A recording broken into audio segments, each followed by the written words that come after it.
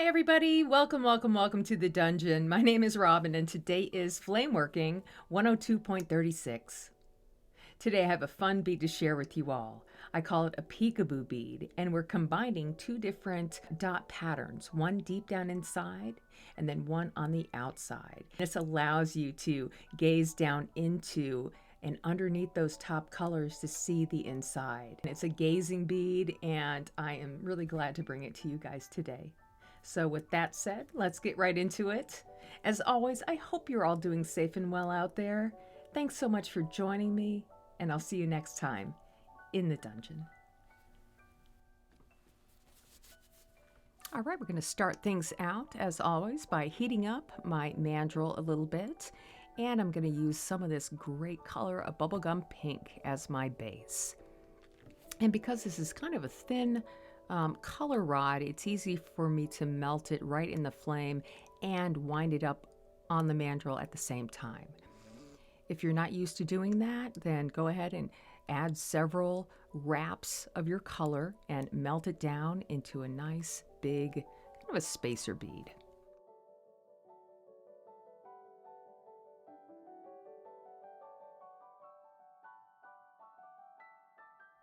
All right, and once we're done with that, you're going to let it cool down just a little bit and we'll start our pattern. Now the inside pattern is going to be all warm colors, so I'm going to start out with a red, and I'm going to just add on the side 5 dots. If you can't get 5 dots, maybe you'll get 6, maybe you'll get 4. Either way, you're going to add your dots to the side and then flip your mandrel around if you're working in the middle and add another row of 5 dots on the opposite side. And these are going to be in the opposite areas of the previous dots.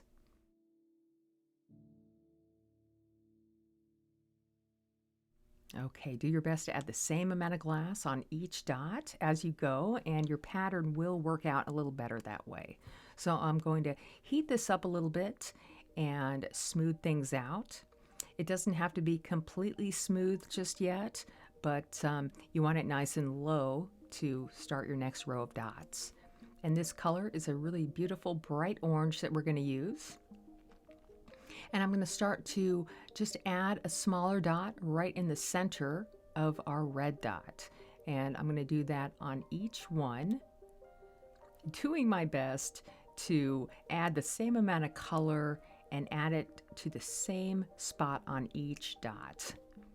Now, if I don't get this right off the bat, my first initial dots, I'll just start over again. I don't want to waste any time trying to, fix any problems. So if I'm just starting and something goes wrong, I'll just trash that and begin again. And I did have to do that several times before I got to this one. So there you have it. Okay, so now for these last dots, I am using a butternut yellow, which is a really pretty color, and I have it in a kind of a stringer form here, which makes it easier for me to add the smaller dots. And again, trying to grab the same amount of color each time and add it to the same spot on each dot, right in the center of the orange. And a lot of these colors can look very similar when they're hot, so you may not be able to see, the difference between the red and the orange. So you're just doing your best, or at least I'm just doing my best to get them right in the center. And then we're going to go ahead and heat that up, and that is the extent of our inside pattern. All right, once this is a little cool, we'll go ahead and start adding our clear. And I'm just going to add a nice wrap all the way around the equator. And I want to make sure here that I am also trapping at least halfway down on top of the yellow dots.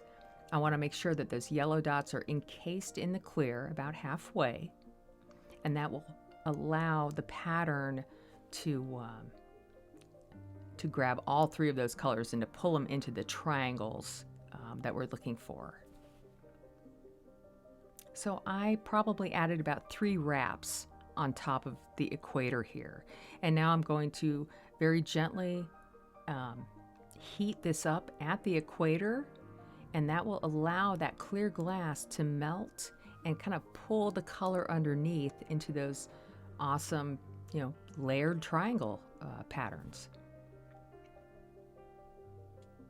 All right, that looks great. And you can stop now if you want to and you feel good about your bead, or you could keep going and add the outside. And before I do that, I want to add a little bit more clear, just because it's personal preference. I just like to have a little bit more thickness in between the inside and outside colors. And I'm wrapping this about 2 times around the equator here. All right, now I'm going to spend some time melting all of that down. And then we will go ahead and start the outside pattern. It can take several minutes for me to, get to the next step. Melting these down takes time, so don't rush yourself. Get to the point where you need to be. All right, I'm going to let that cool down now a little bit, and we can go ahead and start the outside pattern.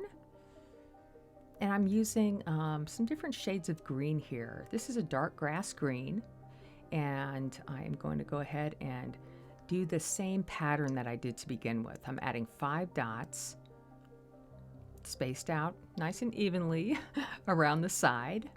And this side ended up looking great. And I'll go ahead and heat that up just a little bit, not too much. I will heat it up a little bit later on, but before we finish that, I want to add my dots to the opposite side.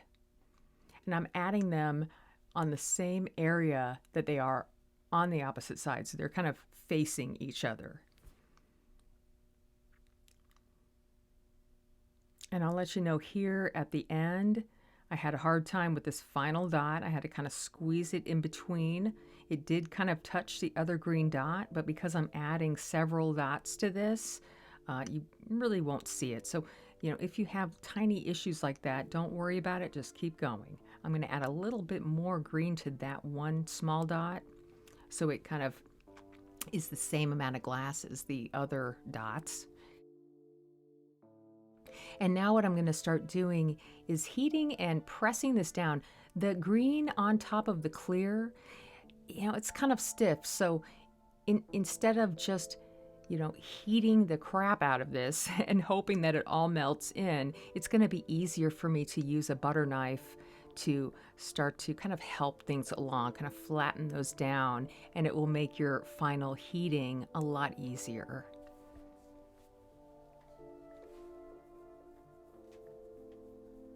Just do your best here not to scrape any of the bead release off of the mandrel.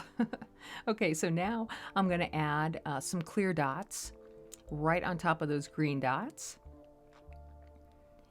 And this, I kind of like this. You don't have to do this. This is, again, just my personal preference, but I like it when these colors are kind of floating on top of each other, and having the clear glass in between these color dots gives it that nice effect.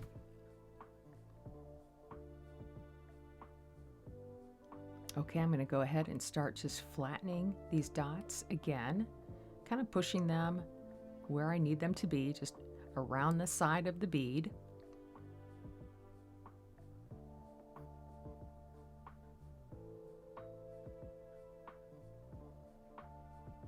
And I'm just going to flip things around and do the same thing on the other side. This bead definitely took some time, probably about 40 to 45 minutes, because there's a lot of just heating and heating and heating in this bead, and it takes time to get to where you need to be. Okay, so now that those are kind of flattened down, I want to get a little closer to the mandrel area. So I'm going to heat where the mandrel is, and then I'm just going to very gently press it on my marvering pad there.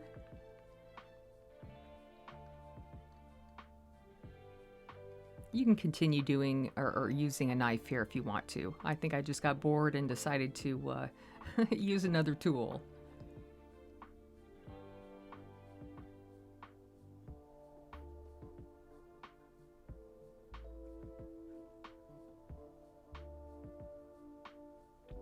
And you can see it's not completely flat or smooth yet, and that's okay. We'll get there a little bit later on.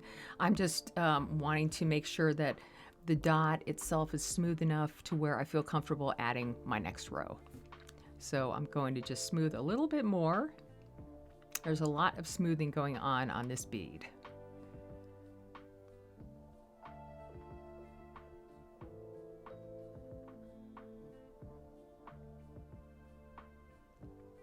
All right.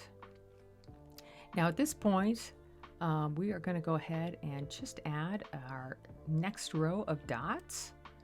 Heat that up a little bit more and let it cool down. Okay, here's a medium grass green, and we're going to add that right in the center of those dots. Again, I'm always trying to pick up the same amount of color and add it to the same area on each dot. These dots are a little closer to the mandrel.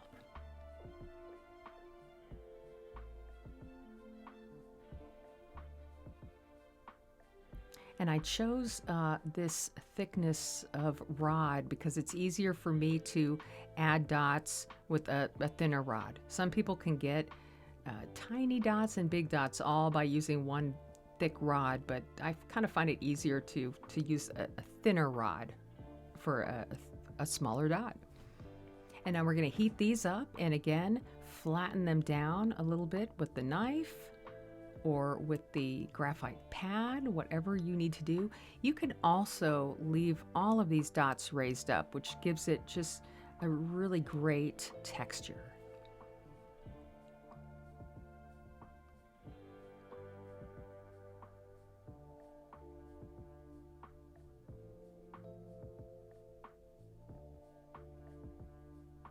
All right, so now we're going to go ahead and add our final couple of rows of dots here. Again, we're going to start out with the clear glass, and my clear rod is a little short here and my hands are in the way, so I do apologize for that. But you're just adding the same amount of clear right on top of that medium green dot, trying to get the same amount of color or clear.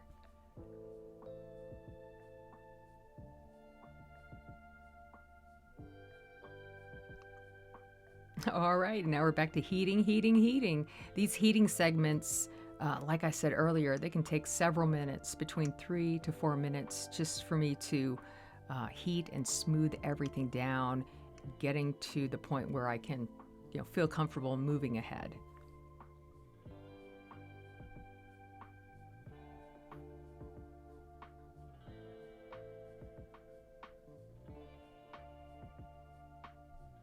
And right here, I'm kind of heating on the edge where the mandrel is. That helps the color go towards the mandrel. So wherever you're heating, the glass wants to go where the flame is, where the flame is the hottest. So that can also kind of help pull that pattern down closer and closer to the mandrel. And yes, I did scrape off some of my bead release there, but I think I am going to make it. Okay, we're adding our pea green now. This is our last row of dots here. And again, these are a little closer to the mandrel.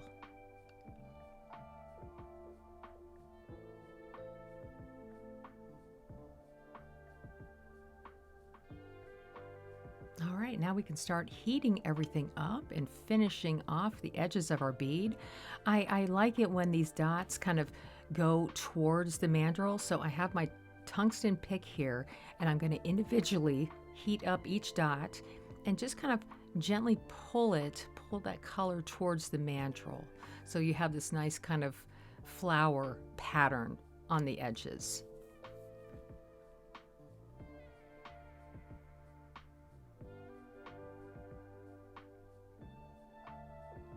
And then when I'm done on one side, I'll go ahead and give it a nice full heat, and then we'll be done with that side. We don't have to go back and do anything. We just want to heat it up and move on.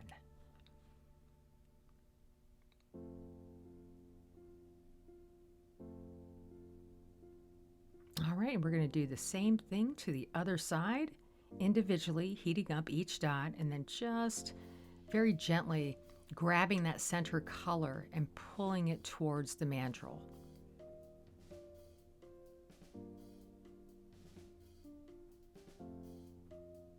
And once we're done there, we'll give it a full heat on that side until we're happy.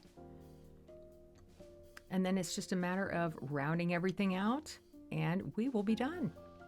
So I really hope you guys enjoyed this bead. I know it was lengthy, but it is so cool to see, the color underneath this bead. It's definitely a gazing bead. So with that said, I hope you all enjoyed. Let me know what you think, and we'll see you next time in the dungeon.